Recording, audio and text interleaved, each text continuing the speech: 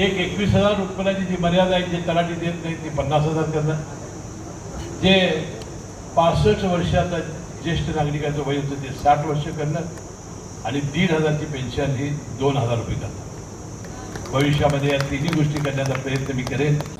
की दादाचं म्हणणं होतं की शाहू फुले आणि आंबेडकर या पुरोगामी विचारावर हे चालणारा माझा पक्ष आहे, त्यामध्ये मी आयुष्यभर कसलीही तडजोड करणार नाही.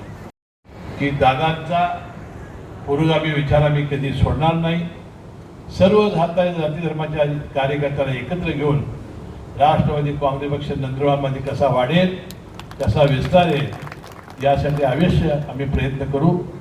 आमची संघटना प्रयत्न करेल एवढा विश्वास मी या कार्यक्रमाच्या प्रसंगी देतो. सहकार्य करावं अशी किमान अपेक्षा जनतेची असते. त्याचा उल्लेख मगाशी आपल्या नेत्यांनी केला. हे वाशिमला सुद्धा मला शक्य नव्हतं आणि म्हणून मी दादांना सांगितलं की ही जनतेची अपेक्षा.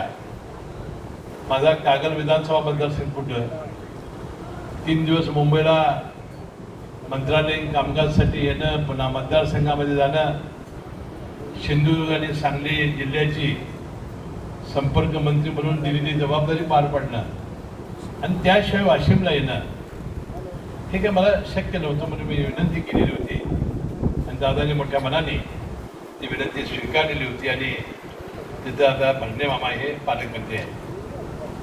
आपल्याला माहिती आहे की दुर्दैवानं आमचे सहकारी माणिकराव कोकणे साहेबांना मंत्रिमंडळातून जावं लागलं आणि या नंदुरबार जिल्ह्याची सुद्धा जागा पालकमंत्रीपदाची रिक्त झाली.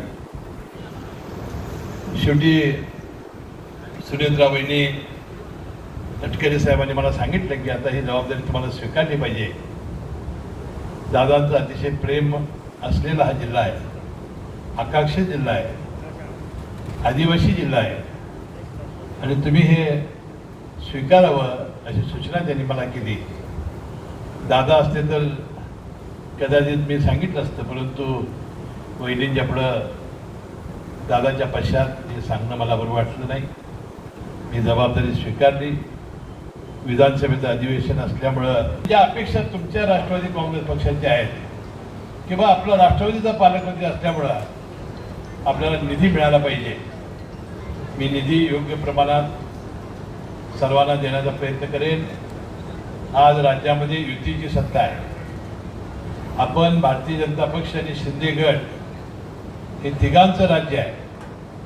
जरूर निवडणुकीमध्ये मतभेद होतात, प्रत्येकाला पक्ष विस्तारण्याचा अधिकार आहे आणि अजितदादांचं म्हणणं तेच होतं की विधानसभा लोकसभा ह्या निवडणुका एकत्रितपणे लढल्या जातात, परंतु स्थानिक स्वराज्य संस्थेच्या निवडणुकीमध्ये आपण जरी युती असली तर युती होत नाही आणि आपापल्या पद्धतीने आपण करतो. जसा भारतीय जनता पक्ष विस्तार करण्याचा अधिकार त्यांना आहे, तसा शिंदे साहेबांना आपला शिवसेना शिंदे गट वाढवण्याचा अधिकार आहे, तसाच आम्हाला राष्ट्रवादी काँग्रेस पक्ष सुद्धा वाढवण्याचा अधिकार आहे.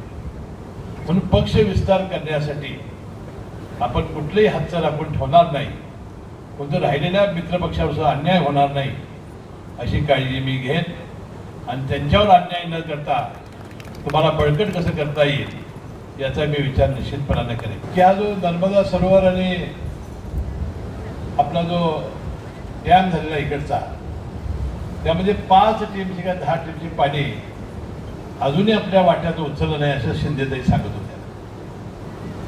वास्तविक तात्काळ या कामामध्ये मी लक्ष घालेन.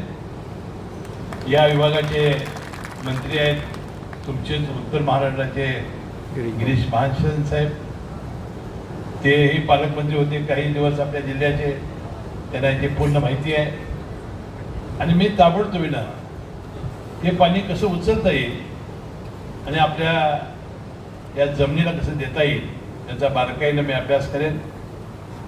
पिण्याच्या पाण्याच्या ज्या समस्या आता निर्माण झालेल्या आहेत, अनेक टँकर सुरू झालेले आहेत, तिकडं सुद्धा लक्ष देणं.